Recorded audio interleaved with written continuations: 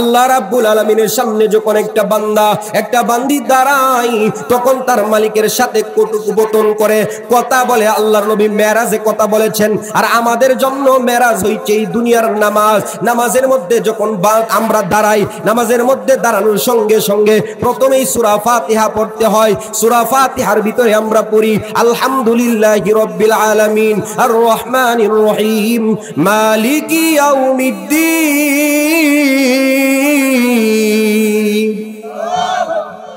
নামাজের মধ্যে যখন আমি দাঁড়াই, দাঁড়ানোর সঙ্গে সঙ্গে এই কথা বলি আলহামদুলিল্লাহি রাব্বিল আলামিন, আল্লাহ তাআলার প্রশংসা করতে থাকি। আল্লাহ রাব্বুল আলামিন নামাজের ভিতরে আপনি আমার সাথে কথা বলেন। কেমনে কথা বলেন? মুফাসসির ইকরাম বলেন, বান্দা যখন বলে আলহামদুর শব্দের অর্থ প্রশংসা। আল্লাহ রাব্বুল আলামিন বলেন, প্রশংসা কি? হে বান্দা, হে বান্দি, তুমি যে প্রশংসা করছো, এই প্রশংসা কি? তখন বান্দা বান্দি ডেকে বলে আলহামদুলিল্লাহ, এই প্রশংসা যে করলাম, এই প্রশংসাটা হচ্ছে আমি আমার আল্লাহর জন্য করলাম। বলেন সুবহানাল্লাহ। আল্লাহ রাব্বুল আলামিন আবার বলেন, আল্লাহ তাআলার পরিচয় বলেন আল্লাহকে, মানিল্লাহ আল্লাহকে। এরপরে বান্দা বলে আলহামদুলিল্লাহি রাব্বিল আলামিন, আলহামদুলিল্লাহি রাব্বিল আলামিন। আল্লাহ হচ্ছেন যিনি এই উভয় জাহানের রব, পাল্লেওয়ালা। বলেন সুবহানাল্লাহ। এরপরে আল্লাহ বলেন রবকে, রবের পরিচয় কি জানি না, রবের পরিচয় দেও। বান্দা তখন বলে আর রহমান, বান্দা তখন বলেন যিনি রহমান। আল্লাহ বলেন রহমানকে। বান্দা আবার বলেন আর রহমানির রহিম, যিনি হচ্ছেন রহিম। এইভাবে বান্দা তার মালিকের সামনে দাঁড়ায় কথা বলতে থাকে। এক পর্যন্ত যখন তার বান্দা বান্দি রবের প্রশংসা করে, সূরা ফাতিহা পড়ে, তখন আমার আল্লাহ ডেকে বলেন হামিদানি আবদি, হামিদানি আবদি, আমার বান্দা বান্দি আমার প্রশংসা করেছে। ও ফেরেশতারা, তোমরা সাক্ষী থাকো, আমি আমার বান্দা বান্দির জীবনের সমস্ত গুনাহগুলো মাফ করে দিলাম। বলেন সুবহানাল্লাহ। এই দুনিয়াতে এই দরায় আল্লাহ রাব্বুল আলামিন আমাদেরকে ঈমানদার হিসাবে আল্লাহ তাআলা আমাদেরকে ঘোষণা করেছেন। আমরা ঈমানদার, আমরা মুমিন মুসলমান, আমরা আল্লাহ রাব্বুল আলামিনের প্রতি ঈমান এনেছি, বিশ্বাস করেছি। ঈমানে মুজমাল, ঈমানে মুফাসসাল আমরা পড়েছি। এখানে আমরা 7টি কিংবা 6টি বিষয়ের উপরে আমাদের বিশ্বাস, আমাদের সাক্ষী আছে, আমাদের ঘোষণা আছে। 1 নম্বরে আমরা আল্লাহ রাব্বুল আলামিনের প্রতি আমাদের ঈমান এনেছি। আমরা এই কথার ঘোষণা, এই কথার সাক্ষী দিয়েছি, আমানতু বিল্লাহ। 1 নম্বর, আমরা আল্লাহর প্রতি ঈমান আনছি। আমরা কার প্রতি ঈমান আনছি? কথা বলেন, আল্লাহর প্রতি। আমানতু বিল্লাহি ওয়া মালাইকাতিহি ওয়া কুতুবিহি ওয়া রুসুলিহি ওয়াল ইয়াউমিল আখিরি ওয়াল কদরি খাইরিহি ওয়া শাররিহি মিনাল্লাহি তাআলা ওয়াল বা'থি বাদাল মাউত। এখানে আমরা ঈমানি মুফাসসালের ভিতরে 7টি বিষয় আমরা ঘোষণা করেছি, 7টি বিষয়ে সাক্ষী দিয়েছি। এর ভিতরে 1 নম্বর সাক্ষীটা হলো আমানতু বিল্লাহ, আল্লাহ রাব্বুল আলামিনের প্রতি আমাদের আস্থা আছে, আল্লাহর প্রতি আমাদের বিশ্বাস আছে। আমরা 1 নম্বরে আল্লাহর প্রতি ঈমান আনলাম। কথা বলেন ঠিক কিনা? এই কারণে 1 নাম্বার আল্লাহর প্রতি ঈমান আছে। 2 নাম্বার ওয়া মালাইকাতিহি, 2 নম্বরে ফেরেশতার, আল্লাহ তাআলার অসংখ্য গণিত ফেরেশতা রয়েছে। ওই অসংখ্য গণিত ফেরেশতার উপরে আমাদের আস্থা আছে, আমাদের বিশ্বাস আছে। 2 নাম্বার ফেরেশতার প্রতি ওয়া মালাইকাতিহি ওয়া কুতুবিহি, 3 নাম্বার আসমানি কিতাব সমূহের উপরে আল্লাহ প্রদত্ত, আল্লাহ রাব্বুল আলামিন এই পৃথিবীতে 104 খানা আসমানি কিতাব দান করেছেন, আসমানি কিতাব নাজিল করেছেন। এর ভিতরে 4টা কিতাব আল্লাহ তাআলা প্রাধান্যতা দান করেছেন। 4টা কিতাবকে বলা হয় প্রধান কিতাব। এই 4 খানা কিতাবের উপরে এবং 100 কিতাবের উপরে, সমস্ত মুষ্টিমে 104 খানা কিতাবের উপরে আমাদের ঈমান আছে, বিশ্বাস আছে। কথা বলেন ঠিক কিনা? ওয়া কুতুবিহি ওয়া রুসুলিহি। আল্লাহ রাব্বুল আলামিন সাইয়্যিদুনা পিতা আদম আলাইহিস সালাতু ওয়াস সালাম থেকে নিয়ে আমাদের নবী হায়াতুন নবী জিন্দা নবী রাহমাতুল লিল আলামিন জনাবে মুহাম্মদুর রাসূলুল্লাহ সাল্লাল্লাহু আলাইহি ওয়াসাল্লাম পর্যন্ত 1,24,000 মতান্তরে 2,24,000 নবীর রাসূল আল্লাহ তাআলা পাঠিয়েছেন। সমস্ত নবীর রাসূলদের উপরে আমাদের আস্থা আছে, আমাদের বিশ্বাস আছে। ওয়া রুসুলিহি ওয়াল ইয়াউমিল আখিরি, এর পরে আমরা বিশ্বাস করেছি, সাক্ষী দিয়েছি, ঘোষণা করেছি কিয়ামতের দিবসের প্রতি। কথা বলেন ঠিক কিনা? ওয়া মালাইকাতিহি ওয়া কুতুবিহি ওয়া রুসুলিহি ওয়াল ইয়াউমিল আখিরি ওয়াল কদরি খাইরিহি ওয়া শাররিহি মিনাল্লাহি তাআলা ওয়াল বা'থি বাদাল মাউত। এরপরে আমরা ঘোষণা করেছি ওয়াল কদরি খাইরি, ভালো মন্দ যা কিছু তকদিরের মধ্যে ঘটে এই তকদির সংক্রান্ত বিষয় সবগুলা আল্লাহর পক্ষ থেকে নির্ধারিত, আল্লাহ রাব্বুল আলামিনের পক্ষ থেকে ঘটে, আল্লাহ রাব্বুল আলামিনের পক্ষ থেকে হয়। কথা বলেন ঠিক কিনা? এই কথার উপরে আমাদের আস্থা আছে, এই কথার উপরে আমাদের বিশ্বাস রয়েছে। ওয়াল বা'থি বাদাল মাউত, এরপরে আমরা ঘোষণা করেছি, আমরা সাক্ষী দিয়েছি, আমরা বিশ্বাস স্থাপন করেছি, আমরা ঈমান হিসাবে ঘোষণা করেছি এই দুনিয়া ক্ষণস্থায়ী দুনিয়া, এই ক্ষণস্থায়ী দুনিয়া একদিন শেষ হয়ে যাবে, চিরস্থায়ী একটা দুনিয়া হবে। আখিরাতে একটা পরকাল নামে একটা জিন্দেগি আছে, ওই জিন্দেগির প্রতি আমাদের আস্থা এবং বিশ্বাস আছে। কথা বলেন ঠিক কিনা? এই কারণে এই 7টা কিংবা 6টা, এই 6টা কিংবা 7টি বিষয়ের প্রতি আমাদের আস্থা আছে। আস্থা আসার পরে আল্লাহর প্রতি ঈমান আনার পরে দ্বিতীয় নম্বরে আল্লাহ রাব্বুল আলামিনের বিধান হলো বান্দা যখন ঈমান আনবে, ঈমান আনার পরে এই দুনিয়াতে বান্দা বান্দীদের উপরে আমি আল্লাহ প্রদত্ত কিছু বিধান আমি আল্লাহ দান করলাম, আর ওই বিধানের ভিতরে সবচেয়ে দামি ইবাদত, সবচেয়ে দামি বিধানের নাম হইল নামাজ। বলেন সুবহানাল্লাহ। সবচেয়ে গুরুত্বপূর্ণ ইবাদতের নাম হচ্ছে নামাজ, সালাত, আরবিতে যেটাকে বলা হয় সালাত। প্রিয় হাজিরিন, এই নামাজ আমাদের মধ্যে আল্লাহর প্রতি আমরা ঈমান আনলাম। সাইয়্যিদুনা হযরতে ওমর ফারুক রাদিয়াল্লাহু তাআলা আনহু লম্বা চড়া হাদিসের ভিতরে বলেন, আল্লাহর নবী সাল্লাল্লাহু আলাইহি ওয়াসাল্লাম আমাদেরকে জানিয়েছেন, আমাদেরকে ঘোষণা করেছেন আল্লাহর প্রতি ঈমান আনার ব্যাপারে। এরপরে প্রথম একজন মানুষ ঈমান আনার জন্য প্রথমে হইল আল্লাহর প্রতি বিশ্বাস স্থাপন করতে হবে। 1 নাম্বার যখন বিশ্বাস স্থাপন হবে, এরপরে বাকি 4টা ইবাদত। বলেন সুবহানাল্লাহ। ওমর ইবনে খাত্তাব রাদিয়াল্লাহু আনহু বলেন, ইসলামের মূল ভিত্তি হইল 5টি। ইসলামের মূল ভিত্তি কয়টি?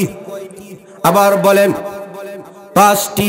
আবার বলেন আরো জোরে, 5টি।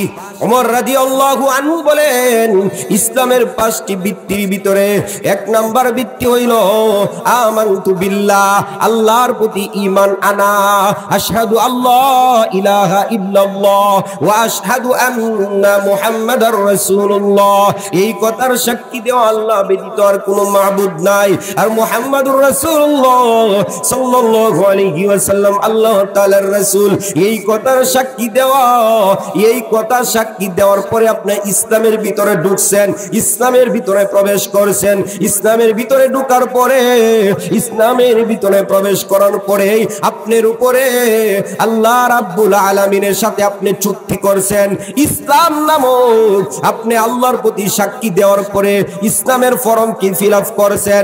একটা ছাত্র, একটা ছাত্রী যখন একটা প্রতিষ্ঠানে ভর্তি হয়, ভর্তি হওয়ার পরে প্রথমে একটা চুক্তি নামার কলমার মধ্যে সই করে ফর্ম ফিল আপ করে, এই ফর্মটা ফিল আপ করিয়া ওই প্রতিষ্ঠানে ভর্তি হয়। ভর্তি হওয়ার পরে ওই প্রতিষ্ঠানের ছাত্র বলে স্বীকৃতি পায়, ছাত্রী বলিয়া স্বীকৃতি পায়। আল্লাহ রাব্বুল আলামিনের প্রতি ঈমান আনার পরে আপনি আমি মুমিন হইলাম, মুসলমান হইলাম, ঈমানদার হইলাম।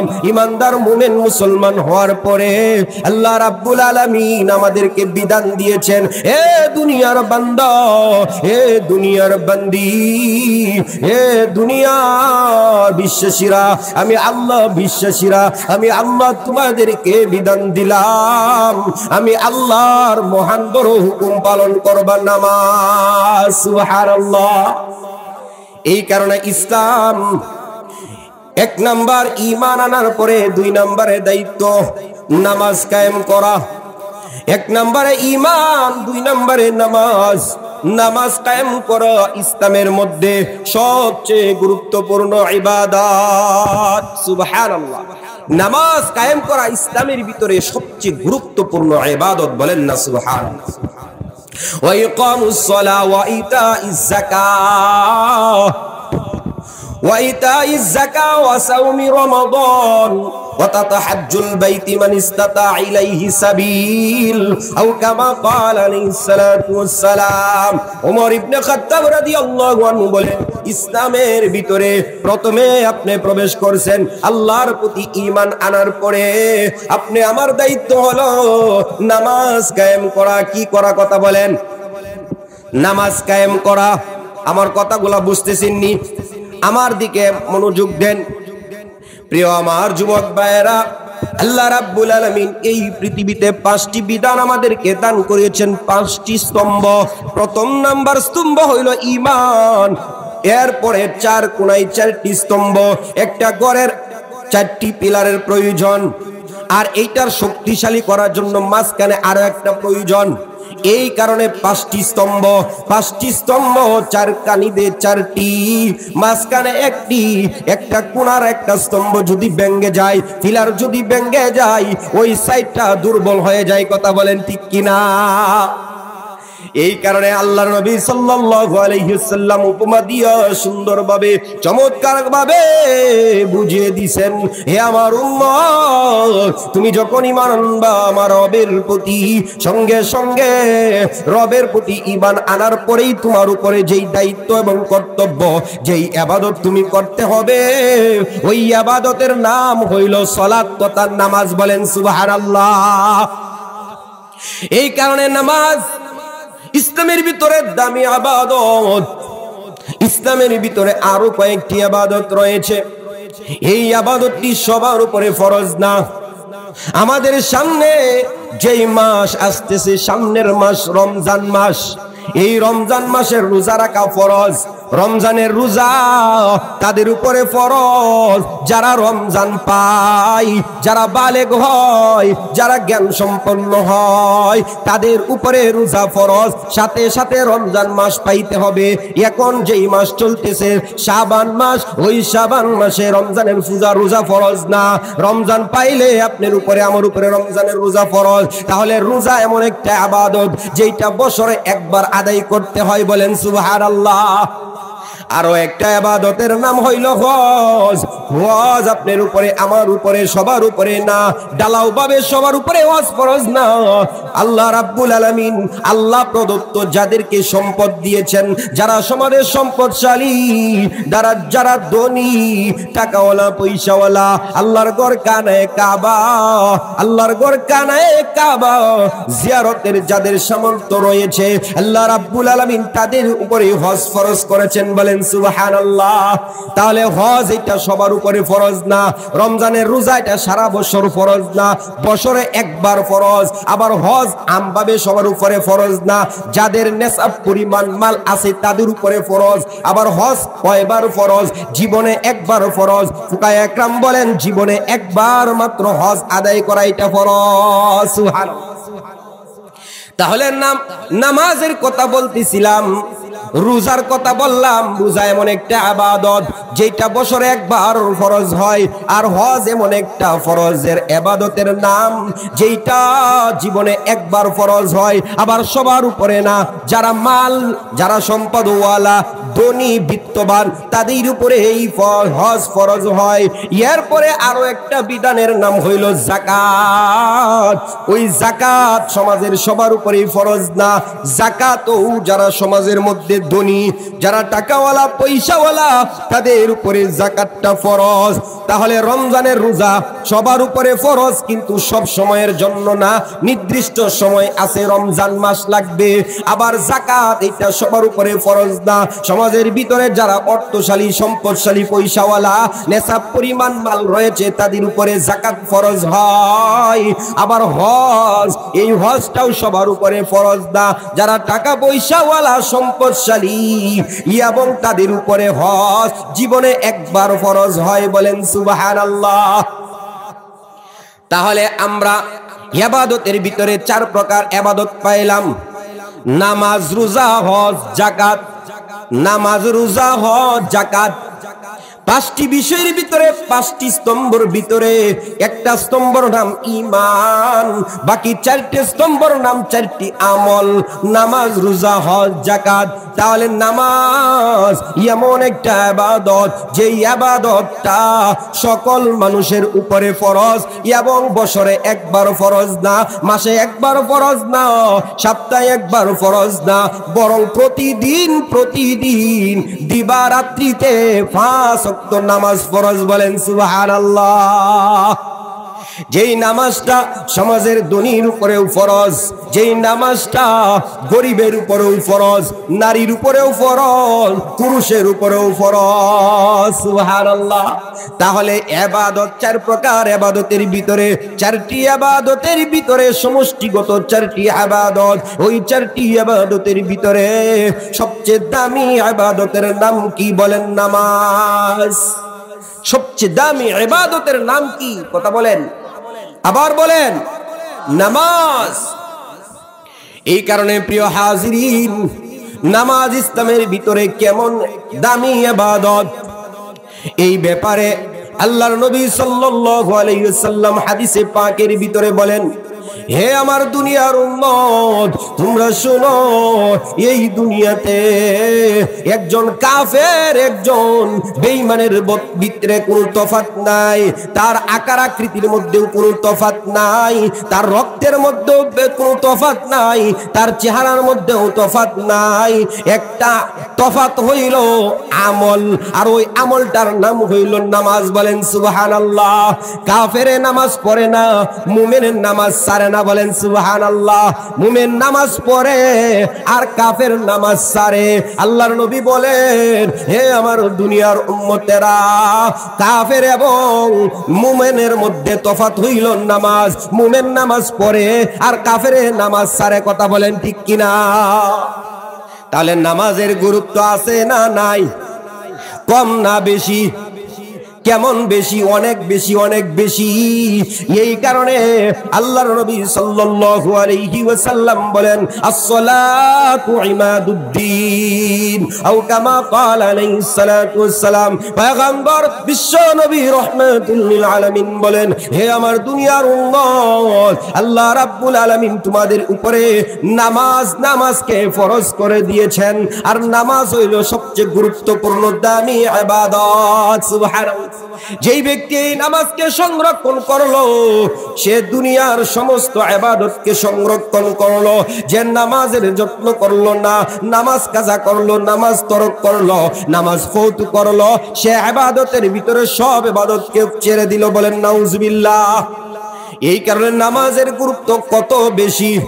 আপনার নবী, আমার নবী, কলিজার টুকরা বিশ্ব নবী রাহমাতুল লিল আলামিন, রাসূল আকরাম সাল্লাল্লাহু আলাইহি ওয়াসাল্লাম, ইমাম বুখারী রাহমাতুল্লাহ আলাইহি বর্ণনা করেন, আল্লাহর নবী সাল্লাল্লাহু আলাইহি ওয়াসাল্লাম একদিন নয়, 2 দিন নয়, দীর্ঘ 14 দিন পর্যন্ত জ্বরে আক্রান্ত। আল্লাহর নবী এত দুর্বল হয়ে গেছেন, বিছানা থেকে উঠতে পারেন না। আম্মা জান আয়েশা সিদ্দিকা রাদিয়াল্লাহু তাআলা আনহা বলেন, আল্লাহ আল্লাহর নবী সাল্লাল্লাহু আলাইহি সাল্লামের অবস্থা এমন হয়, আল্লাহর নবী প্রচন্ড মাথা ব্যথা, এই শরীরের মুবারকের মধ্যে হাতে স্পর্শ করা যায় না, ধরা যায় না, এত প্রচন্ড জ্বর আল্লাহর নবী সাল্লাল্লাহু আলাইহি সাল্লাম। এত প্রচন্ড জ্বর, দ্বিতীয়ত প্রচন্ড মাথা ব্যথা, এই অবস্থায় আল্লাহর নবী সাল্লাল্লাহু আলাইহি সাল্লাম এমনকি উনি হুঁশ হারা হয়ে গেছেন। যখন এই হুঁশ আসতো, হুঁশ আসার সঙ্গে সঙ্গে মুখ থেকে, পবিত্র জবান মুবারক থেকে একটা কথাই বের হইতো, ওইটার নাম হইল আসসালাত, আসসালাত, আসসালাত। সুবহানাল্লাহ। তাহলে নামাজের গুরুত্ব কম না বেশি? নামাজের গুরুত্ব অনেক বেশি। আল্লাহর নবী সাল্লাল্লাহু আলাইহি সাল্লাম অচেতন হয়ে গেছেন, আরে বেহুশ হয়ে গেছেন। যখনই হুঁশ আসছে উনি কিছুই খুঁজেন না, কিছুর কথাই বলেন না, নামাজের কথা বলেছেন। আমরা ওই নবীর উম্মত, আল্লাহর নবী ওই নামাজের জন্য কত গুরুত্ব দিয়েছেন। আল্লাহর নবী সাল্লাল্লাহু আলাইহি সাল্লাম অসুস্থ থাকা অবস্থায় কোনো সময় এক ওয়াক্ত নামাজ কাজা হয় নাই, বলেন সুবহানাল্লাহ। মুফাসসিরে ইকরাম, মুহাদ্দিসে ইকরাম হাদিসের ব্যাখ্যায় লেখেন, আল্লাহর নবী সাল্লাল্লাহু আলাইহি ওয়াসাল্লামের অবস্থা এমন হয়ে যায়, আল্লাহর নবী এত দুর্বল, চলতে পারেন না, এমন কি দুইজন সাহাবীর কাঁধের উপরে বর করিয়া দাঁড়াইতে হয়, চলতে হয়, এত অক্ষম ছিলেন। ওই আল্লাহর নবী সাল্লাল্লাহু আলাইহি ওয়াসাল্লাম দুইজন সাহাবীর কাঁধের উপরে বর করিয়া সামনের দিকে যাইতেন, আর নামাজে গিয়া জামাতের পাবন্দির সাথে জামাতের ইত্তেবা করতেন। সুবহানাল্লাহ। আল্লাহর নবী সাল্লাল্লাহু আলাইহি ওয়াসাল্লাম এই অবস্থায় এত জ্বর আক্রান্ত, এত প্রচন্ড মাথা ব্যথা, ইয়ার পরেও নবীর হুঁশ নাই, বেহুশ হয়ে গেছেন। হুঁশ যখনই আসছে ইবাদত কখনো ছাড়েন নাই, বলেন না সুবহানাল্লাহ। ওই নবীর উম্মত আমরা পর্দার আড়ালের মা বোনদেরকে বলবো, এই মনোহরদী থানা নরসিংদী জেলার নওজোয়ান যুবক ভাইদেরকে বলবো, ও আমার কলিজার টুকরা যুবক ভাই, আমরা নবীর আশিক বলিয়া দাবি করি, আমার নবী আপনার নবী নামাজ ছাড়েন না, আর আমরা নামাজ ধরি না। নবী নামাজ ছাড়েন না আর আমরা নামাজ ধরি না, তাহলে কি আপনি আমি কাটি নবীর আশিক হইতে পারবো? কথা বলেন ঠিক কিনা? এই কারণে প্রিয় হাজিরিন, আমাদের সামনে বরকতওয়ালা রজব মাস চলে গেল, শাবান মাস চলতেছে,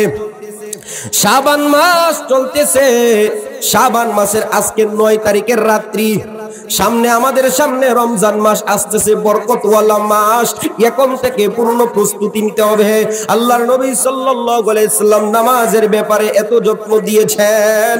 আল্লাহর নবী বলেন, ও আমার উম্মতেরা তোমরা শুনো, তোমরা যে হালতে যে অবস্থায় থাকো, কোনো অবস্থায় নামাজ কাজা করিও না, নামাজ ছাড়িও না, কারণ আমি নবী, আমার চোখের শীতলতা আমি নামাজের মধ্যে পেয়েছি, বলেন সুবহানাল্লাহ।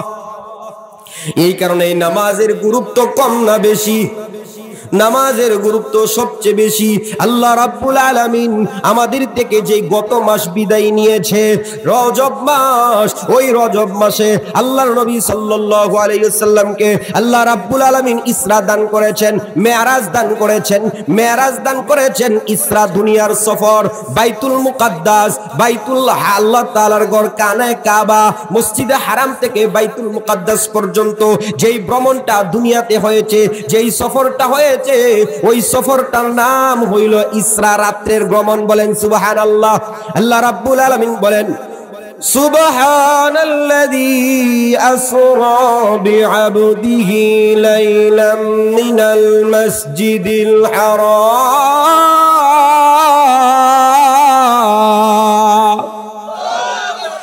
লাইলাম মিনাল মাসজিদিল হারাম ইলাল মাসজিদিল আকসাল্লাযী বারাকনা হাওলাহু লিনুরিয়াহু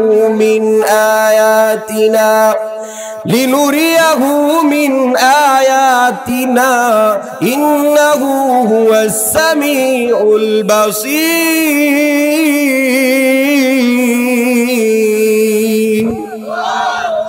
আল্লাহ রাব্বুল আলামিন ঘোষণা করে বলেন, আমার বান্দা, আমার বন্ধু মুহাম্মদুর রাসূলুল্লাহ সাল্লাল্লাহু আলাইহি সাল্লামকে এক রাত্রিতে আমি আল্লাহ আমার ঘর কাবা থেকে, হারমান শরীফ থেকে, বাইতুল মুকাদ্দাস, মসজিদে আকসা, ফিলিস্তিনের মসজিদ, ওই মসজিদে আকসা পর্যন্ত এক রাত্রিতে অল্প সময়ে ভ্রমণ করিয়েছি।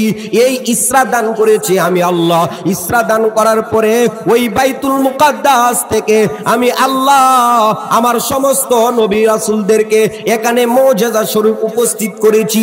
জিবরাইল আলাইহিস সালাতু ওয়াস সালাম নির্ধারিত সময় আযান দিয়েছেন। লম্বা চড়া ইতিহাস। জিবরাইল আলাইহিস সালাতু ওয়াস সালাম রাসূলরা মুসল্লি, নির্দিষ্ট ইমাম নাই। একজন পয়গম্বর আর একজন পয়গম্বরের দিকে তাকান। আল্লাহর নবী সাল্লাল্লাহু আলাইহি ওয়াসাল্লামের হাত মুবারক ধরিয়া জিবরাইল আলাইহিস সালাতু ওয়াস সালাম সামনে বাড়ায়া দিবেন। বলেন সুবহানাল্লাহ। ওগো আল্লাহর পয়গম্বর, আজকে আপনি হচ্ছেন ইমাম। শুধু আপনি ইমাম না, ইমামুন নবিয়্যিন, আপনি সমস্ত নবীদের ইমাম। বলেন সুবহানাল্লাহ। আল্লাহর নবী সাল্লাল্লাহু আলাইহি সাল্লাম ইমামতি করেছেন।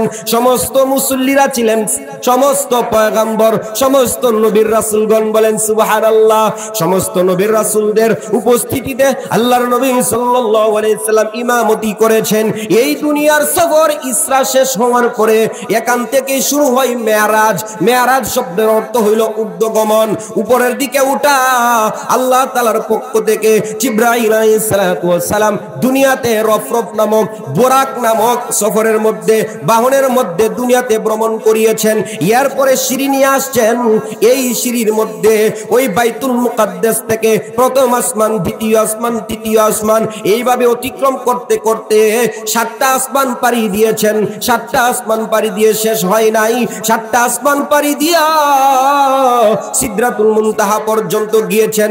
সিদরাতুল মুনতাহা, সিদরাতুল মুনতাহা শব্দের অর্থ হইল, সিদরাতুল শব্দের অর্থ হইল বড়ই, মুনতাহা শব্দের অর্থ হইল শেষ। সিদরাতুল মুনতাহা বলা হয় শেষ স্টেশন। যেই স্টেশন পর্যন্ত আমরা রেলগাড়িতে গেলে, দুনিয়াতে রেলগাড়িতে যখন যাই, রেলগাড়িতে যাইতে যাইতে এখান থেকে কিশোরগঞ্জ অথবা এই যে নরসিংদী অথবা আমাদের নেত্রকোনা থেকে যদি যান, তাহলে যাওয়ার পরে রেল স্টেশন একবারে শেষ আছে, যেই জায়গার মধ্যে গিয়া গাড়ি স্টপেজ দেয়, ওই স্টেশনের নাম হইল ঢাকা কমলাপুর। কথা বলেন ঠিক কিনা? কমলাপুর যাওয়ার পরে রেল আর যায় না, থেমে যায়। এখন আবার নতুন করে আবার রিটার্ন ফিরে আসে, ব্রেক করে। আল্লাহর নবী সাল্লাল্লাহু আলাইহি সাল্লামকে আল্লাহ রাব্বুল আলামিন এইভাবে 7টা আসমান পাড়ি দিয়ে সিদরাতুল মুনতাহা পর্যন্ত ভ্রমণ করিয়েছেন। সিদরাতুল মুনতাহা পর্যন্ত সাথে জিবরাইল আলাইহিস সালাতু ওয়াস সালাম এবং মিকাঈল আলাইহিস সালাতু ওয়াস সালাম সাথে ছিলেন। এরপরে সিদরাতুল মুনতাহা যাওয়ার পরে জিবরাইল আলাইহিস সালাতু ওয়াস সালাম বলেন, ইয়া রাসূলুল্লাহ, ইয়া হাবিবাল্লাহ, আমি আর সামনে যাইতে পারবো না। এখন যদি সামনে যাই, এখানে আল্লাহ রাব্বুল আলামিনের নূরের তাজাল্লি রয়েছে। আমি জিবরাইলের এই নূরের ফাঁকাগুলা আল্লাহর নূরের সামনে পুরে চাই হয়ে যাবে। বলেন সুবহানাল্লাহ। জিবরাইল আলাইহিস সালাতু ওয়াস সালাম এই পর্যন্ত গেলেন, আর সামনে যাইতে পারেন না। আপনি আমার পয়গম্বর বিশ্ব নবী রাহমাতুল লিল আলামিন আরো সামনে গেলেন। 7 আসমান পাড়ি দিয়া সিদরাতুল মুনতাহা পাড়ি দিয়া আরশে আজিম পর্যন্ত ভ্রমণ করেছেন। এমন কি লৌহ কলম পর্যন্ত ভ্রমণ করিয়েছেন, যেই কলমের মধ্যে আমরা আগেই পড়েছি ইমানে মুফাসসাল। এই ইমানে মুফাসসালের ভিতরে 7টি বিষয়, এর ভিতরে একটা হলো ওয়াল কাদরি খাইরি মিনাল্লাহি তাআলা ওয়াল বাতি বাদাল মাউত ওয়াল কাদরি খাইরি ওয়া শাররি মিনাল্লাহি তাআলা। ভালো মন্দ তাকদীরে যা কিছু ঘটে, এইগুলো আল্লাহর পক্ষ থেকে নির্ধারিত, লিপিবদ্ধ, যেই কলমের মধ্যে লিখেছেন। আল্লাহর নবী সাল্লাল্লাহু আলাইহি সাল্লাম বলেন, ওই কলমের পাশ দিয়ে যাওয়ার সময় কলম কাতার মধ্যে লেগলে যে একটা আওয়াজ হয়, ওই আওয়াজটা আমাকে আল্লাহ তাআলা শুনিয়েছেন। বলেন সুবহানাল্লাহ। আল্লাহর নবী সাল্লাল্লাহু আলাইহি সাল্লাম ওই লৌহ কলম পাড়ি দিয়ে আরো সামনে চললেন। আল্লাহ রাব্বুল আলামিনের সাথে গিয়ে আল্লাহ তাআলার সামনে বসলেন। এমন ভাবে একবারে নিকটবর্তী হয়ে গেলেন। আল্লাহ রাব্বুল আলামিন ঘোষণা করেছেন, ওয়ান নাজমি ইযা হাওয়া মা দাল্লা সাহিবুকুম ওয়া মা গাওয়া ওয়া মা ইয়ানতিকু আনিল হাওয়া ইন হুয়া ইল্লা ওয়াহিয়ুহা আল্লামাহু শাদীদুল কুওয়া যু মিররাতিন ফাস্তাওয়া ওয়া হুয়া বিল উফুকিল আ'লা থুম্মা দানা ফাতাদাল্লা ফাকানা কাবা কাউসাইনি আও আদনা। আল্লাহ রাব্বুল আলামিনের সাথে বিশ্বনবী রাহমাতুল লিল আলামিন কথোপকথন করেছেন, কথাবার্তা বলেছেন, এত নিকটবর্তী ছিলেন। মুফাসসির একরাম বলেন আল্লাহ তাআলা তার হাবিবের সামনে এত নিকটবর্তী ছিলেন, একটা ধনুক, ওই ধনুক থেকে তার রশিটা কি অনেক দূরে হয় না কাছে হয়? ধনুক থেকে রশিটা যত নিকটবর্তী হয়, আল্লাহ এবং তার রাসূল আকরাম সাল্লাল্লাহু আলাইহি সাল্লাম এর থেকে আরো নিকটবর্তী ছিলেন। বন্ধু বন্ধুর সাথে লম্বা প্রেম আলাপ করেছেন, মহব্বতের আলাপ করেছেন, মজার আলাপ করেছেন, বলেন না সুবহানাল্লাহ। এরপরে বন্ধু বন্ধুর সাথে কথা বলার পরে বন্ধু যখন বন্ধুর বাড়িতে যায়, যাওয়ার পরে আহকামুল হাকিমিন আল্লাহ রাব্বুল আলামিন আমাদের হাবিবকে ডেকে বলেন, ওগো আমার বন্ধু, ওগো আমার হাবিব, আপনি যে আমার বাড়িতে আসছেন, আমার জন্য কি হাদিয়া নিয়ে আসছেন, বলেন না সুবহানাল্লাহ। আল্লাহর নবী সাল্লাল্লাহু আলাইহি ওয়াসাল্লাম বলেন, আমি কি হাদিয়া দিব? এই আসমান জমিন পাহাড় পর্বত, এক কথায় সব কুল কায়নাতের মালিক যেই আল্লাহ, ওই মালিকের জন্য কি হাদিয়া নিয়ে আসবো? আল্লাহর কি কোনো কিছু অভাব আসেনি? কথা বলেন, অভাব নাই, অভাব নাই। আল্লাহকে কি দিতে পারি? কি দিলে আল্লাহ খুশি হয়? আল্লাহর পয়গম্বর সঙ্গে সঙ্গে বলা শুরু করলেন, আত্তাহিয়াতু লিল্লাহি ওয়াসসালাওয়াতু ওয়াত-তাইয়িবাতু আসসালামু আলাইকা। সুবহানাল্লাহ। আল্লাহর নবী সাল্লাল্লাহু আলাইহি সাল্লাম নামাজের মধ্যে আমরা যেটা পড়ি তাশাহুদ, আত্তাহিয়াতু নামাজের মধ্যে পড়ি কিনা? ওই আত্তাহিয়াতু পড়া শুরু করলেন। আল্লাহ রাব্বুল আলামিন ওই আত্তাহিয়াতু শোনার পরে আল্লাহ তাআলার কুদরতি দিল ঠান্ডা হয়ে যায়। আল্লাহ তাআলা বললেন, আসসালামু আলাইকা আইয়ুহান নাবিয়্যু ওয়া রাহমাতুল্লাহি ওয়া বারাকাতুহু। ওগো আমার বন্ধু, আপনার উপরে আমি আল্লাহর পক্ষ থেকে শান্তি নাজিল হোক। সুবহানাল্লাহ। আপনি যে আমার প্রশংসা করছেন, আমি খুশি হয়ে গেছি, এখন আমিও আল্লাহ আপনার দিয়ে দিলাম। আল্লাহর পয়গম্বর সঙ্গে সঙ্গে বাড়ায়া বললেন, ওগো আল্লাহ, দেখেন আপনার নবী, আমার নবী এই অবস্থায় আল্লাহর সাথে কি সুন্দর কথা বলতেছেন, এত সন্তুষ্টি চিত্র, একটা মনোরম অবস্থা। ওই পয়গম্বর ওই জায়গার মধ্যে গিয়া খুশি অবস্থায় উম্মতের কথা বলেন নাই, আল্লাহর নবী বাড়ায়া দিলেন, আসসালামু আলাইনা ওয়া আলা ইবাদিল্লাহিস সালিহিন। সুবহানাল্লাহ। আল্লাহর নবী সাল্লাল্লাহু আলাইহি সাল্লাম বললেন, ওগো আমার আল্লাহ, ওগো আমার দয়াময় রব, আপনি যে আমার উপরে রহমত বর্ষিত করবেন, শান্তি বর্ষিত করবেন, আমার উপরে একলা করলে চলবে না। আমার গুনাহগার উম্মতকে দুনিয়াতে রেখে আসছি, ওই দুনিয়ার আমার উম্মতের উপরও এই রহমতটা আপনি বাড়ায়া দেন, বলেন সুবহানাল্লাহ। আল্লাহর নবী আপনাকে আমাকে ওই মেরাজে গিয়েও বলেন নাই, লম্বা চড়া ইতিহাস। এরপরে আল্লাহ রাব্বুল আলামিন স্পেশাল খুশি হইয়া কয়, বন্ধু এখন চলে যাবেন, চলে যাওয়ার সময় হয়ে গেছে।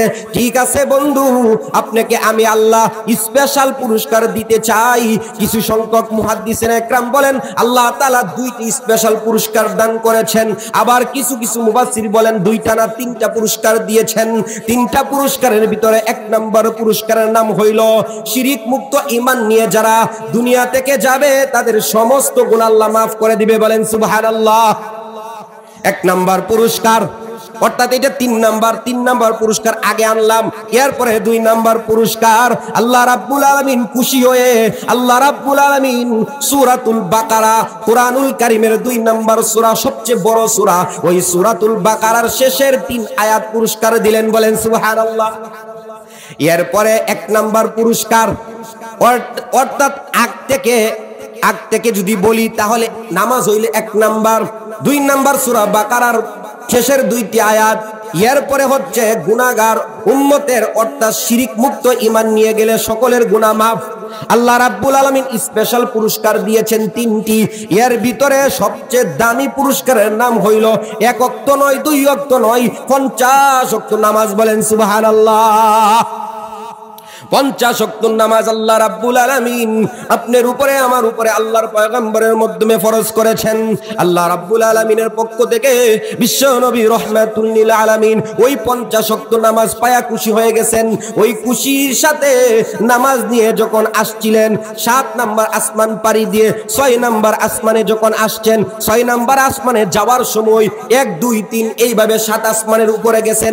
নামার সময় আগে 7, এরপরে 6, এরপরে 5, এরপরে 4, এইভাবে নিচে নামতে হয়। পয়গম্বর যখন 7 নাম্বার আসমান পাড়ি দিয়া 6 নাম্বার আসমানে আসছেন, আল্লাহর পয়গম্বর মুসা আলাইহিস সালাতু ওয়াস সালামের সাথে সাক্ষাৎ, যাওয়ার সময় সাক্ষাৎ, আসার সময় সাক্ষাৎ। আল্লাহর পয়গম্বরকে লক্ষ্য করে বলেন, মুসা আলাইহিস সালাতু ওয়াস সালাম, ওগো আল্লাহর খলিল, আল্লাহর হাবিব, আল্লাহর সাথে আপনি দিদার করেছেন, সাক্ষাৎ করেছেন, কথোপকথন হয়েছে, কি খুশিতে আল্লাহ তাআলা দিয়েছেন, আপনার চেহারাটা বড় হাস্য উজ্জ্বল দেখা যায়, কি পাইছেন?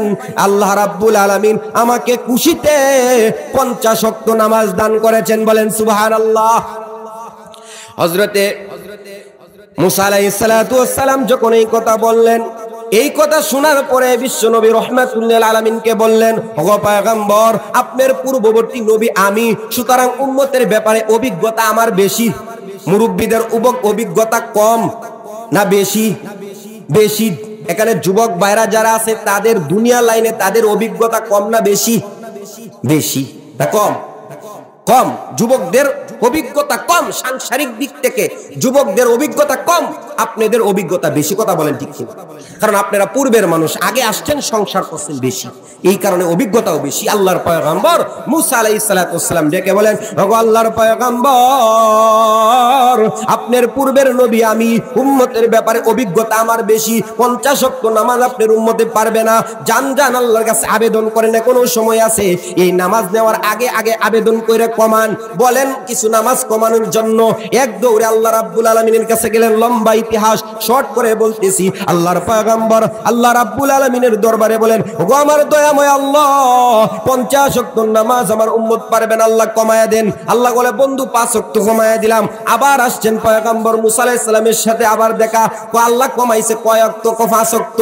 এখন কত? 45। 45 ওয়াক্ত পারবে না, আপনি আবার যান, আবার আল্লাহর কাছে সুপারিশ করেন, আরো কমান। এইভাবে মোট যাইতে যাইতে আর আস্তে আস্তে মোট 9 বার গিয়েছেন। আর প্রতি 9 বারের সুপারিশে, প্রতি একবারের সুপারিশের বিনিময়ে 5 ওয়াক্ত নামাজ করছে। এখন 5 নং কত? 45, 45, সিলেটি ভাষা 45। আমরা এখন সিলেট পড়তাম, সিলেটের কথা যেহেতু মনে আসছে, সিলেটে যাইতাম 47, 44, 47। কইছো রে বা, ওটা কিতা মাতুর রে বা তোমরা, আমরা ওটা মাত বুঝিনি রে বা, আমরা ভালো করে বুঝাই কথাটা বুঝছেন। তো যাই হোক, পরে কতদিন থাকতে থাকতে 1-2 মাস গেছে গা, যখন সিলেটি ভাষা শুনতে শুনতে পরে কিছু সিলেটি মাদ আমরা শিখে লাইছি। কথাটা বুঝছেন প্রিয় হাজিরিন? এই কারণে আল্লাহ রাব্বুল আলামিনের কাছে তার হাবিব গিয়েছেন নামাজ কমানোর জন্য। 9 বার গিয়েছেন, প্রতি 9 বারে একবারে 5 ওয়াক্ত নামাজ কমাইছেন। তাহলে 5 নং 45 ওয়াক্ত নামাজ কমিয়েছেন। বলেন সুবহান। আল্লাহর পয়গম্বর মুসা আলাইহিস সালাম বলেন, এই 45 ওয়াক্ত নামাজ আপনার উম্মত পারবে না, যান আর কমান। আল্লাহর হাবিব বলেন, আমার লজ্জা লেগে গেছে, আল্লাহ তাআলা স্পেশাল পুরস্কার দিয়েছেন। আর এইটাকে কমাইতে কমাইতে আমি 45 ওয়াক্ত কমাইছি, আর 5 ওয়াক্ত রইছে। ওগো আল্লাহর পয়গম্বর মুসা, আমার লজ্জা লাগতেছে, আমি আর যাইতে পারবো না, আমি এইটাই নিয়ে যাইতে চাই, এইটাই নিয়ে যাইতে চাই। আমার আল্লাহ ডেকে বলে, আমার হাবিব, ওগো আমার বন্ধু, আমি আল্লাহ 50 ওয়াক্ত নামাজ দিয়েছিলাম, আমি আল্লাহ সুসংবাদ দিলাম, যেই উম্মতেরা 50 ওয়াক্ত নামাজের বিনিময় আমি আল্লাহর 5 ওয়াক্ত নামাজ শেষ পর্যন্ত রাখলাম। 5 ওয়াক্ত নামাজ যারা আদায় করবে, আমি আল্লাহ তাদেরকে সওয়াব দেওয়ার ক্ষেত্রে 50 ওয়াক্ত নামাজের সওয়াব দিয়ে দিব। বলেন সুবহানাল্লাহ। এই কারণে নামাজের পুরস্কার বড় দামি। নামাজের পুরস্কার কি? আল্লাহ রাব্বুল আলামিন নিজে ঘোষণা করে বলেন, ওয়াসজুদু ওয়াকতারিব। বান্দা বান্দি যখন সিজদা করে, ওয়াসজুদ সিজদা করবেন, ওয়াকতারিব সিজদা করার সঙ্গে সঙ্গে ওই বান্দা বান্দি তার রবের নিকটবর্তী হয়ে যায়। বলেন সুবহানাল্লাহ। এই কারণে নামাজের গুরুত্ব কম না বেশি? নামাজের গুরুত্ব অনেক বেশি। এই কারণে আপনি আমি যত দূরে থাকি, বান্দা বান্দি যখন নামাজের সামনে দাঁড়ায় তখন তার মালিকের নিকটবর্তী হয়ে যায়। বলেন সুবহানাল্লাহ। এই কারণে উলামা একরাম বলেন আসসালাতু মিরাজুল মুমিনিন, মুমিনদের জন্য নামাজ হইছে মেরাজ। আল্লাহর নবী তো সশরীরে মেরাজ করছেন, আল্লাহর সাথে দেখা হইছে, কথোপকথন হইছে। আর আমাদের জন্য তো এটা সম্ভব না, আমাদের জন্য হইল নামাজটাই মেরাজ।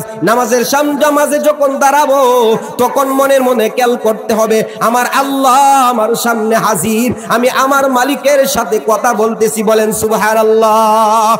এই কারণে নামাজ এটা বড় দামি ইবাদত। নামাজের মাধ্যমে চোখের শীতলতা আল্লাহর নবী পেয়েছেন। আর নামাজের মধ্যে বান্দা দূরবর্তী বান্দা নামাজ যখন পড়ে সঙ্গে সঙ্গে তার রবের নিকটবর্তী হয়ে যায়। বলেন সুবহানাল্লাহ। এই কারণে এই সালাত, এই নামাজ আমরা কায়েম করতে রাজি আছি না যুবক ভাইয়েরা, মুরব্বী বাবারা? সবাই আছেন তো? 5 ওয়াক্ত নামাজ পড়বেন ইনশাআল্লাহ। সালাত তোমার বন্ধু পরম শেষ বিচারের দিন, সালাত তোমার জীবন জুড়ে কুশব প্রতিদিন। সালাত তোমার বন্ধু পরম শেষ বিচারের দিন, সালাত তোমার জীবন জুড়ে কুশব প্রতিদিন। যাই নামাজে শান্তি বিলায় চিত্তি সীমাহীন, রব্বিয়াল আলা রব্বিয়াল আযীম, রব্বিয়াল আলা রব্বিয়াল আযীম। মুমিন তুমি সালাত তোমার মস্ত পরিচয়, দুনিয়া তোমার আজকে আছে কালকে হবে লয়। আজকে রুকু সেজদা করো নিজ পরিচয় আঁকড়ে ধরো, আজকে রুকু সেজদা করো নিজ পরিচয় আঁকড়ে ধরো, হবে না বিলীন। সালাত তোমার সঙ্গে মাখো অঙ্গে রাখো তবেই তো মুমিন। রব্বিয়াল আলা রব্বিয়াল আযীম, রব্বিয়াল আলা রব্বিয়াল আযীম, রব্বিয়াল আলা রব্বিয়াল আযীম। সালাত কায়েম করো, সালাত কায়েম করো, হবে সম্মানী তুমি, হবে সম্মানী তুমি, হবে জান্নাতি তুমি, দেবে কাল হাসরে শীতল ছায়া আরশে আজিম। রব্বিয়াল আলা রব্বিয়াল আযীম, রব্বিয়াল আলা রব্বিয়াল আযীম, রব্বিয়াল আলা রব্বিয়াল আযীম। সালাত তোমার মনের ঘরের পবিত্রতার সাজ, পড়লে সালাত রয় দূরে রয় বন্ধ যত কাজ। 5 প্রহরে সালাত পড়ো আত্মাকে সমৃদ্ধ করো, 5 প্রহরে সালাত পড়ো আত্মাকে সমৃদ্ধ করো। যেমন সালেহীন সালাত তোমার সঙ্গে রাখো অঙ্গে মাখো তবেই তো মুমিন। রব্বিয়াল আলা রব্বিয়াল আযীম, রব্বিয়াল আলা রব্বিয়াল আযীম, রব্বিয়াল আলা রব্বিয়াল আযীম। আল্লাহু আকবার। প্রিয় হাজিরিন, বলতেছিলাম আল্লাহ রাব্বুল আলামিনের সামনে যখন একটা বান্দা একটা বান্দি দাঁড়ায় তখন তার মালিকের সাথে কথোপকথন করে, কথা বলে। আল্লাহর নবী মেরাজে কথা বলেছেন। আর আমাদের জন্য মেরাজ হইছে এই দুনিয়ার নামাজ। নামাজের মধ্যে যখন আমরা দাঁড়াই, নামাজের মধ্যে দাঁড়ানোর সঙ্গে সঙ্গে প্রথমেই সূরা ফাতিহা পড়তে হয়। সূরা ফাতিহার ভিতরে আমরা পড়ি আলহামদুলিল্লাহি রাব্বিল আলামিন আর রহমানির রহিম মালিকি ইয়াউমিদ্দিন।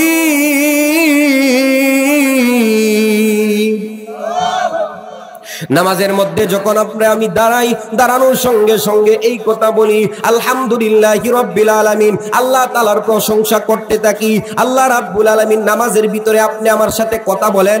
কেমনে কথা বলেন? মুফাসসির একরাম বলেন বান্দা যখন বলে আলহামদু, আলহামদুর শব্দের অর্থ প্রশংসা। আল্লাহ রাব্বুল আলামিন বলেন প্রশংসা কি? হে বান্দা, হে বান্দি, তুমি যে প্রশংসা করছো এই প্রশংসা কি? তখন বান্দা বান্দি ডেকে বলে আলহামদুলিল্লাহ, এই প্রশংসা যে করলাম এই প্রশংসাটা হচ্ছে আমি আমার আল্লাহর জন্য করলাম। বলেন সুবহানাল্লাহ।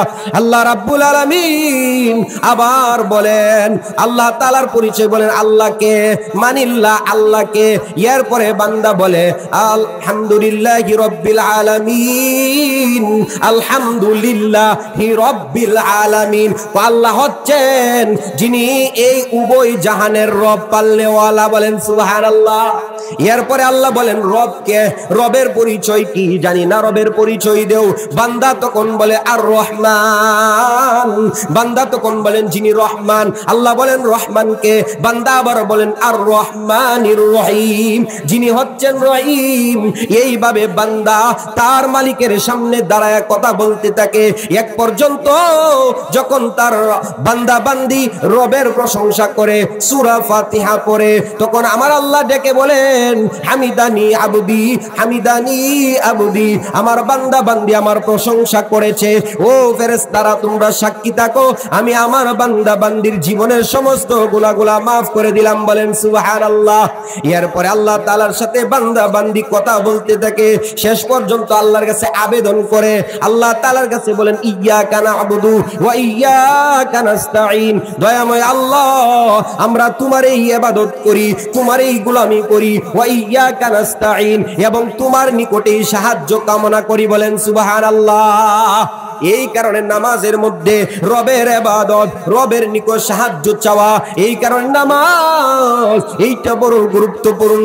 আল্লাহ নবী সাল্লাল্লাহু আলাইহি সাল্লামের কলিজার টুকরা হযরতে ফাতিমা রাদিয়াল্লাহু তাআলা আনহার, ফাতিমা রাদিয়াল্লাহু তাআলা আনহার ছোট ছেলে হযরতে হুসাইন রাদিয়াল্লাহু আনহু কারবালার প্রান্তরে যখন শাহাদাত বরণ করেন, হযরতে হুসাইন রাদিয়াল্লাহু আনহুকে যখন হত্যা করা হয়, সীমার কঠিন পাষাণ হৃদয়ের অধিকারী সীমার যখন হত্যা করবে, শহীদ করবে, হুসাইন রাদিয়াল্লাহু আনহু ওই শাহাদাতের আগ মুহূর্ত পর্যন্ত সীমারকে লক্ষ্য করে বলেন, হে সীমার আমাকে 2 রাকাত নামাজ পড়ার অনুমতি দাও। আল্লাহু আকবার। হুসাইন রাদিয়াল্লাহু আনহু নিশ্চিত জানতেছে আমার প্রাণ শেষ হয়ে যাবে, চতুর্দিক থেকে আমাকে বেষ্টন করে নিয়েছে, আমার এখন নিশ্চিত এখানে শহীদ হইতে হবে। ইয়ার পরে উনি এই অবস্থায় নামাজ ছাড়েন না। এ কলিজার টুকরা যুবক ভাইরা, এই নরসিংদী জেলার মনোহরদী থানার নওজোয়ান যুবক ভাইদেরকে বলবো, এ যুবক ভাইরা, আমরা যাদের উত্তরসূরি, আমরা যাদেরকে অনুসরণ করি, আমাদের জান্নাতের যাদেরকে আল্লাহ রাব্বুল আলামিনের হাবিব ঘোষণা করে দিয়েছেন, আমার হাসান এবং আমার হুসাইন জান্নাতের শহীদ হবে, ওই শহীদ ওই সর্দারদের অনুসারী আমরা, ওই সর্দারদের ভিতরে হুসাইন রাদিয়াল্লাহু আনহু এই অবস্থায় নিশ্চিত মৃত্যু, এরপরেও উনি নামাজ ছাড়েন নাই। বলেন সুবহানাল্লাহ। এই কারণে প্রিয় হাজিরিন, এই নামাজ বড় দামি ইবাদত, নামাজ বড় দামি ইবাদত। আল্লাহর নবী সাল্লাল্লাহু আলাইহি ওয়াসাল্লাম এই নামাজের ব্যাপারে বলেছেন, আউয়ালু মা ইউহাসাবু বিহিল আবদু ইয়াউমাল কিয়ামাতিস সালাহ, আও কামা ক্বালা আলাইহিস সালাতু ওয়াসসালাম। এ দুনিয়ার উম্মত তোমরা শুনো, এই দুনিয়াতে আমরা যা কিছু করতেছি, করার পরে মৃত্যু হবে, মৃত্যুর পরে সর্বপ্রথম যেই হুকুম আহকামের ব্যাপারে আপনাকে আমাকে জিজ্ঞাসা করা হবে, হিসাব নেওয়া হবে, ওই ইবাদতের নাম হইল নামাজ। বলেন সুবহানাল্লাহ। এই কারণে নামাজ যেহেতু প্রথম ইবাদত, জবাবদিহিতার প্রথম ইবাদত, এই কারণে নামাজ যদি আপনি আমার ঠিক হয়ে যায়, তাহলে অন্যান্য আমল সহজ হয়ে যাবে। এই কারণে আমার নওজোয়ান যুবক ভাইদেরকে বলবো, বাবার বয়সের মুরব্বী বাবাদেরকে বলবো, পর্দার আলের আমার মা বোনদেরকে বলবো, কলিজার টুকরা নওজোয়ান যুবতী বোনদেরকে বলবো, এই কারণে এই নামাজ এত গুরুত্বপূর্ণ ইবাদত। এই নামাজ কেউ কোনো অবস্থায় কোনো পয়গম্বর নামাজ ছাড়েন নাই। বলেন সুবহানাল্লাহ। আল্লাহ রাব্বুল আলামিন আপনার উপরে, আমার উপরে, আমাদের উপরে কয়েকটা নামাজ ফরজ করেছেন। 5 ওয়াক্ত নামাজ ফরজ করেছেন। এই 5 ওয়াক্ত নামাজ কোথায় থেকে আসছেন? 5 ওয়াক্ত নামাজ প্রত্যেক ওয়াক্তের নামাজ আল্লাহ তাআলা প্রত্যেক নবীদের শুকরিয়া দান আল্লাহ তাআলার জন্য ইবাদত পালন করেছিলেন। আর ওই ইবাদত, শুকরিয়া দান ইবাদতটাকে আল্লাহ রাব্বুল আলামিন সংরক্ষণ করে রেখেছিলেন। আর ওই সংরক্ষণকৃত ইবাদত আমাদের নবীর উপরে আল্লাহ তাআলা দান করেছেন। বলেন সুবহানাল্লাহ। মুফাসসির একরাম বলেন, আল্লাহর পয়গম্বর হযরতে আদম আলাইহিস আলাইহিসসালাতু ওয়াসসালামকে আল্লাহ তাআলা যখন দুনিয়াতে জান্নাতের ভিতরে বসবাস করার সুযোগ দিয়েছিলেন, কোনো এক কারণে দুনিয়াতে যখন আসছিলেন আদম আলাইহিসসালাতু ওয়াসসালাম এবং মা হাওয়া আলাইহিসসালাতু ওয়াসসালাম দুই জায়গার মধ্যে আল্লাহ তাআলা পৃথিবীতে ছড়ায়া দিয়েছিলেন। শেষ পর্যন্ত লম্বা ইতিহাস টানতে লাগলেন। কাঁদতে কাঁদতে দীর্ঘ মুহাসসির একরাম বলেন দীর্ঘ 40 বছর পর্যন্ত কেঁদেছেন। 40 বছর পর কাঁদার পরে আরাফার ময়দানে তাদের দেখা হয়েছে, সাক্ষাৎ হয়েছে, মিলন মেলা ঘটেছে। বলেন সুবহানাল্লাহ। এই কারণে আরাফার ময়দানকে বলা হয় আরাফা। আরাফা শব্দের অর্থ হলো পরিচয় লাভ করা। এখানে আদম এবং হাওয়া আলাইহিসসালাতু ওয়াসসালামের পুনরায় পরিচয় ঘটেছিল, মিলন ঘটেছিল, সাক্ষাৎ ঘটেছিল। এই কারণে ওই আরাফার ময়দানকে আরাফা বলা হয়। আর আরাফার ময়দানে আমাদের হাসরের বিচার হবে। আল্লাহু আকবার। আদম আলাইহিসসালাতু ওয়াসসালাম কান্নাকাটি করার পরে যখন তওবা কবুল হয়ে যায় আল্লাহ রাব্বুল আলামিনের দরবারে, তওবা যখন কবুল হয়ে যায় উনি শুকরিয়া তান 2 রাকাত নামাজ আদায় করেছিলেন। যেই সময়টা ছিল ওই সময়টা ছিল ফজরের ওয়াক্তের নামাজ। বলেন সুবহানাল্লাহ। আল্লাহ রাব্বুল আলামিন আদম আলাইহিসসালাতু ওয়াসসালামের ওই শুকরিয়া তান 2 রাকাত নামাজ। দুনিয়াতে আসছেন, আসার পরে সবকিছু অন্ধকার অন্ধকার, কোন শুধু অন্ধকার, আলোর কোনো কিনারাও নাই, আলো নাই অন্ধকারের ভিতরে। এরপরে তওবা কবুল হইছে। আস্তে আস্তে দেখা যায়, ধীরে ধীরে দেখা যায় আলো প্রকাশ হইতেছে। ওই শুকরিয়া তান 2 রাকাত নামাজ আদায় করেছেন। আমরা যেই টাইমে ফজরের নামাজ আদায় করি ওই টাইমে বলেন সুবহানাল্লাহ। আল্লাহ রাব্বুল আলামিন হেফাজত করেছেন, সংরক্ষণ করে রেখেছেন। এরপরে আমাদের উপরে ফজরের নামাজের পরে জোহরের নামাজ আছে কিনা? জোহরের নামাজ কয় রাকাত? 4 রাকাত। ওই জোহরের নামাজ 4 রাকাত কেমনে আসছে? আরো একজন পয়গম্বর যিনি আমাদের যিনি পিতা, আদি পিতা আদম আলাইহিসসালাতু ওয়াসসালাম এবং আমাদের মুসলমানদের জাতির পিতা হযরতে ইব্রাহিম আলাইহিসসালাতু ওয়াসসালাম, আল্লাহ রাব্বুল আলামিন বলেন মিল্লাতা আবিকুম ইব্রাহিম হুয়া সাম্মাকুমুল মুসলিমিন।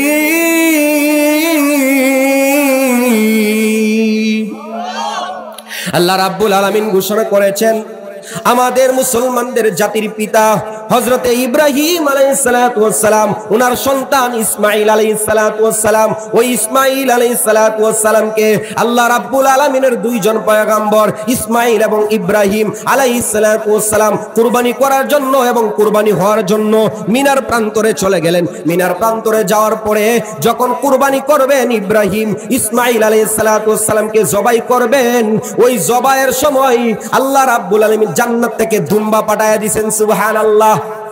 এরপরে সন্তানকে কুরবানি করতে হয় নাই, লম্বা ইতিহাস। শেষ পর্যন্ত উইটা আল্লাহ রাব্বুল আলামিনের পয়গম্বর ইব্রাহিম আলাইহিসসালাতু ওয়াসসালাম পরীক্ষার মধ্যে পাস করেছেন। কাদ সাদ্দাকতার রুইয়া। আল্লাহ রাব্বুল আলামিন ঘোষণা করেছেন আমার বন্ধু ইব্রাহিম, তোমার পরীক্ষার মধ্যে তুমি পাস করেছো, তোমার স্বপ্ন বাস্তবায়ন করেছো। এই শুকরিয়া তান উনি যেই ওয়াক্তে নামাজ পড়েছিলেন এই ওয়াক্তের নাম ছিল জোহর। আর 4 ওয়াক্ত নামাজ, 4 রাকাত নামাজ উনি আদায় করেছিলেন। আল্লাহ রাব্বুল আলামিনের নিকটে এই আমলটা পছন্দ হয়ে গেছে। এই 4 রাকাত নামাজ আল্লাহ রাব্বুল আলামিন সংরক্ষণ করে রেখেছেন। বলেন সুবহানাল্লাহ। এরপরে আল্লাহ রাব্বুল আলামিনের পয়গম্বর হযরতে ইব্রাহিম আলাইহিসসালাতু ওয়াসসালামের মাধ্যমে জোহরের নামাজ আসছে, আদম আলাইহিস সালামের মাধ্যমে ফজরের নামাজ আসছে। এরপরে কি? আসর।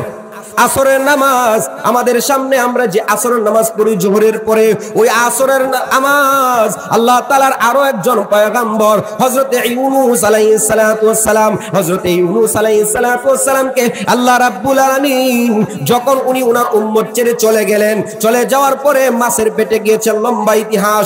মাছের পেটে থাকার পরে উনি যে দোয়া পড়েছিলেন লা ইলাহা ইল্লা আনতা সুবহানাকা ইন্নী কুনতু মিনাজ জালিমিন ফাস্তাজাবনা লাহু ওয়া নাজাইনাহু মিনাল গাম্মি ওয়া কাযালিকা নুনজিল মুমিনিন। সুবহানাল্লাহ। আল্লাহর পয়গম্বর হযরত ইউনূস আলাইহিস সালাম এই দোয়া পড়ার পরে ওই মাছে ওনাকে বক্ষণ করতে পারে নাই, এই মাছে ওনাকে বমি করেছিল। সমুদ্রের কিনারায় লম্বা ঘটনা শর্ট করে বলতেছি। এরপরে বমি করার পরে উনি ওই মাছের পেট থেকে বের হওয়ার পরে শরীরের মধ্যে যেই মাছের পেটে থাকার কারণে লালা লাগছে, নদীর পানি দিয়া ওযু করছেন। ওযু করিয়া দেখেন সূর্য ডুবতেছে এমন অবস্থায় উনি 4 রাকাত নামাজ আদায় করেছিলেন। ওই নামাজটার নাম হইল আসরের নামাজ। বলেন সুবহানাল্লাহ। আল্লাহর পয়গম্বর ইউনূস আলাইহিস সালাম 4 রাকাত নামাজ পড়েছেন, আসরের নামাজ। আর ওই 4 ওয়াক্ত নামাজ আমাদেরকে দেওয়া হয়েছে। বলেন সুবহানাল্লাহ।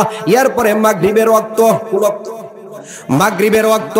ওই মাগরিবের নামাজ আল্লাহর পয়গম্বর দাউদ আলাইহিস সালাম দুনিয়ার মধ্যে সমস্ত যত পয়গম্বর ছিলেন সবচেয়ে বেশি দাউদ আলাইহিস সালাম কাঁদতেন।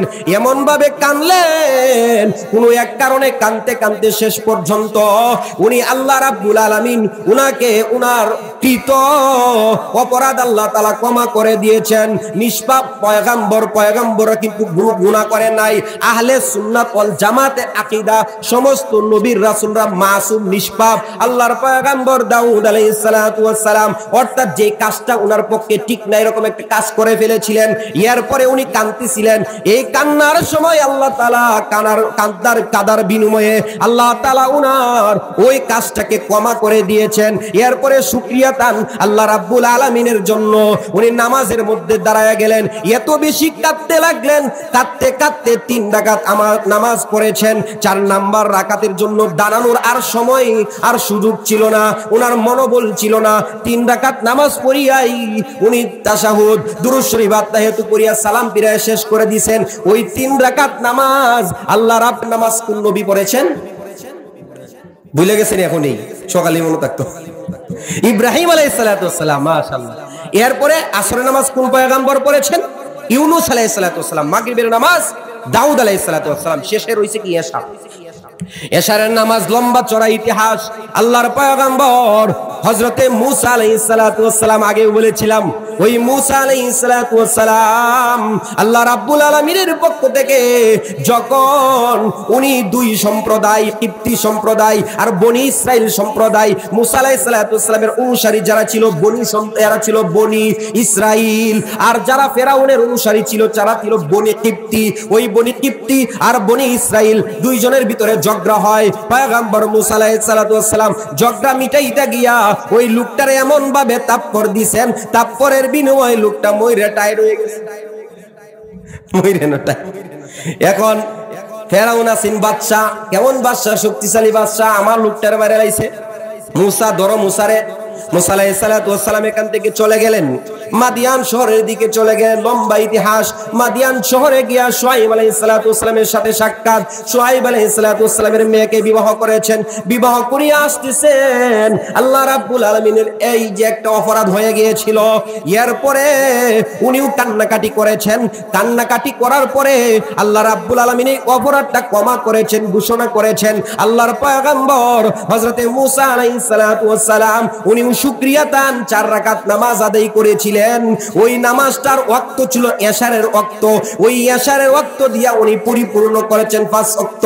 আল্লাহ রাব্বুল আলামিন 5 জন পয়গম্বরের মাধ্যমে আপনি আমার পয়গম্বরের উপরে 5 ওয়াক্ত নামাজের বিধান দিয়েছেন। তাহলে নামাজ এইটা কি ছোট ইবাদত না বড় ইবাদত? বড় ইবাদত, অনেক বড় ইবাদত প্রিয় হাজিরিন। এই কারণে আলহামদুলিল্লাহ প্রিয় হাজিরিন, যে কথাগুলো বললাম সময়ের সংকীর্ণতা থাকার কারণে আমার এখানে আমি আমার অসমাপ্ত আলোচনাগুলো শেষ করে দিলাম। আমি আপনাদের কাছে দোয়া চাই, আল্লাহ রাব্বুল আলামিন আমাদের সবাইকে দ্বীনের জন্য, ইসলামের জন্য এক হয়ে এবং নেক হয়ে ইখলাসের সাথে কথা বলা এবং আমল করার তৌফিক দান করুন। সকলে বলেন আমিন।